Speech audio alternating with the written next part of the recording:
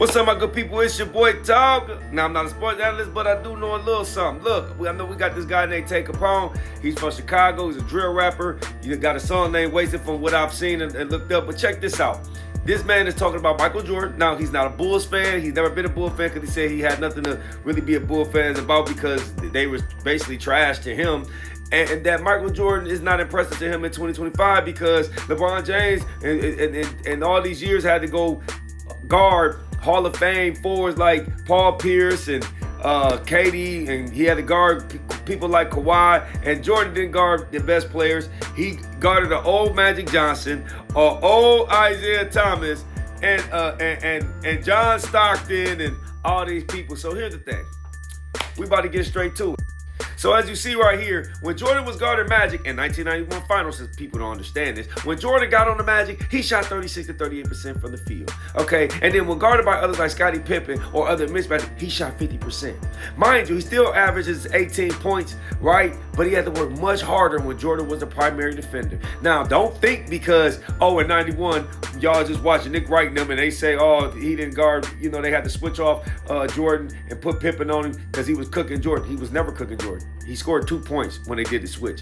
And not to mention that Scottie Pippen fouled out in game 3. They were down. And guess what? Jordan helped them come back. Jordan went to guard Magic, forcing him to pass the ball, forcing him to get the ball out of his hands, all that, and clutched up and won in overtime while guarding Magic Johnson all through overtime because Scottie was on the bench, and then he guarded him in game 4 and game 5. But y'all don't know. Not to mention in 1991, Magic Johnson was 31 years old. Jordan was 28.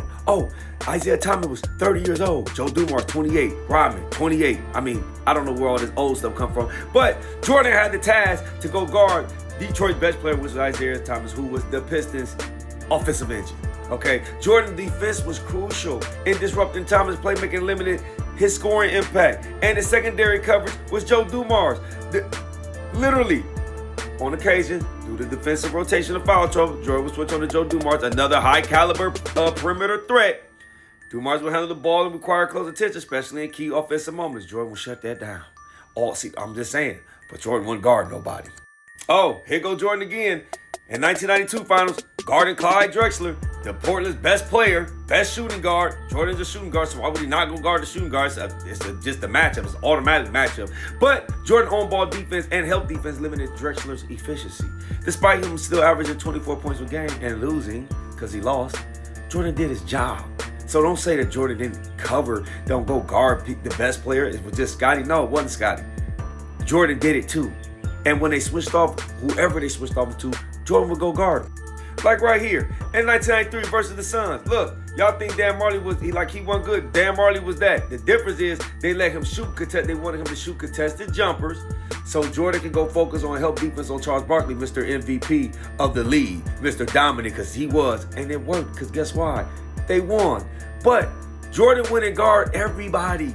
It didn't matter. He got the work done. Just like in 1996, playing against Hersey Hawkins, against the 64-win Supersonics, Depoy, Gary Payton. And when Gary Payton would heat up, Jordan would go switch all on him because he had to clamp him. Why? Because Jordan, he didn't care. He wanted to win. So whatever it took to win, he go guard those players. If you switch off onto him, power forward, small forward, shooting guard, point guard, don't matter. Jordan gonna handle his business because he always stepped up to the challenge. Y'all think Jeff Hornacek and John Stockton, like they weren't good. Them boys would shoot your lights out. Them boys would get to the bucket on you. Them boys wasn't no easy task to guard. Them boys right now to this day will give you buckets. So Jordan always had to do what he had to do. And the main thing was Jordan had to stay at home to help with Karl Malone. That's how dominant Karl Malone was. And guess what Jordan did? Then he comes around in game 6 and smacked that ball out of Karl Malone's hand and go down the other court and hit the game with a shot. LeBron ain't never did that. Excuse me, bitch.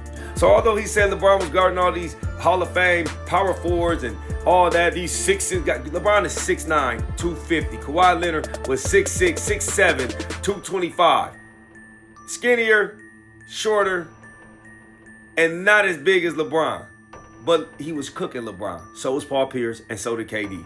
But most of the time, he was switching off like on a Curry and stuff like that. Or he was guarding Draymond in the NBA Finals 2015 and 2016. Like, stop it. Like, he just took on all these hard tasks. No, he would do that selectively. But let's just put respect on Jordan's name because Jordan's him. He was so dominant that he made the other competition look like they wasn't the competition, and y'all mad at that man because he made it look easy. Make that make sense.